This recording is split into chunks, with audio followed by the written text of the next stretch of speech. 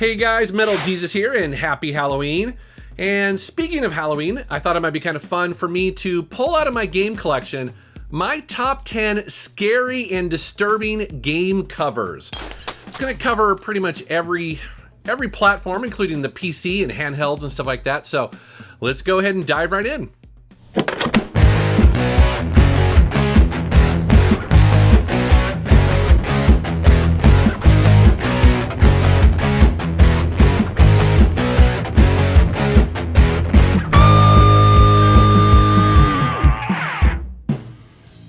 I'm going to start this video off strong. Now, it might be kind of cheating to pick two games based on the artwork of H.R. Giger, but look at those covers. I mean, can you believe that was actually sold at stores?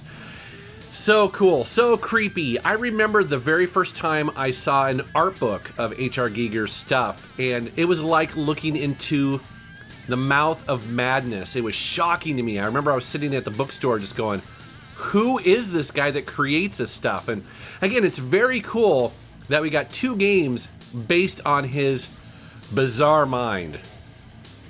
Now here's a game that some of you may not be aware of. This is Dementium 2, and I chose this one for obvious reasons. Look at that cover.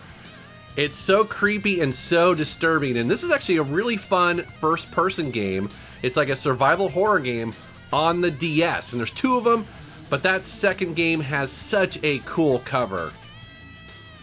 And here we have a Vita exclusive called Army Corps of Hell.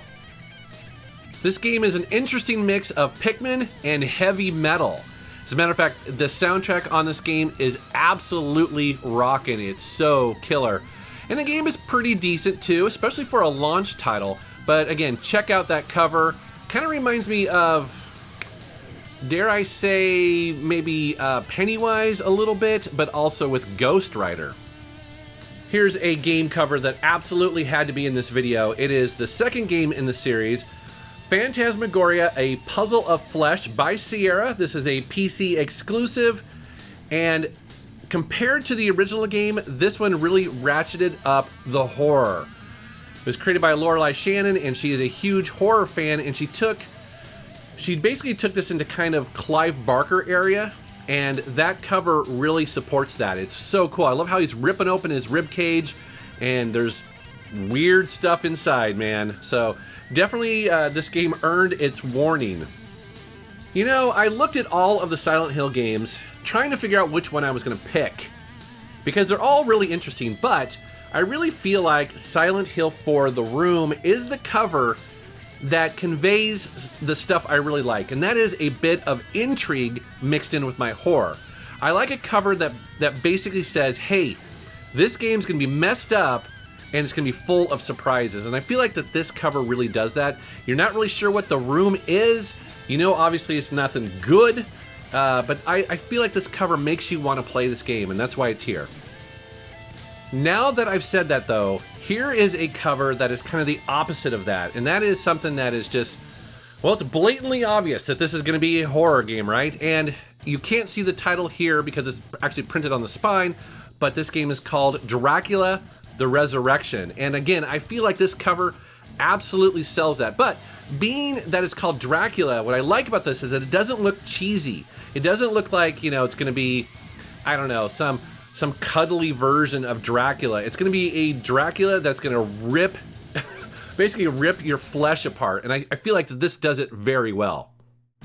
There are two versions of Deadly Premonition, and I chose the Xbox 360 version because I do like its cover better than the director's cut that came out on the PlayStation 3. And I think you're starting to see just what type of covers that I think are actually scary or terrifying. They're the ones that have a little bit of mystery in there, but they look messed up. And I feel like, this is one of the better ones here. You're not exactly sure what's going on. You know it's a horror game, and it looks absolutely terrifying. Here is one of my favorite horror game covers of all time. This is the second game in the Gabriel Knight series. This is called The Beast Within. What's kind of interesting about this cover is that it may look kind of familiar. So the thing is, this game was released in 1995. However, Robert Zemeckis, a very famous director in Hollywood, a year later put out a movie called The Frighteners, and his movie poster looked very similar to this.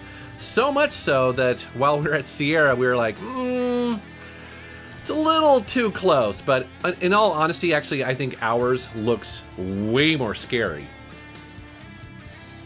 Here's a game cover that you might not have seen before. This is Elvira II, The Jaws of Cerberus.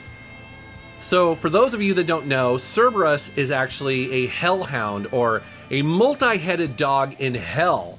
And I feel like the version that they painted on this box art here just looks epic. I mean, it just looks absolutely terrifying. And again, it's cool that you see Elvira there just ready to take it on. But really, the cover that I think is the most scary, terrifying, and disgusting has to be Flesh Feast by Sega. Now, what's funny about this is that it took me forever to get a big box version of this, and I wanted it because I am such a fan. It's just so absolutely disturbing, and you know, the game itself it's kind of weak. It's a top-down action game, but man, that cover, that'll haunt your nightmares. So this is a quick list of my top 10, but there are hundreds of other horror games out there to choose from across many genres, many decades. I'd love to know down in the comments what you think are some of the scariest, most disturbing, most terrifying game covers of all time. Let me know down in the comments. All right, guys, thank you so much for watching. Thank you for subscribing, and take care.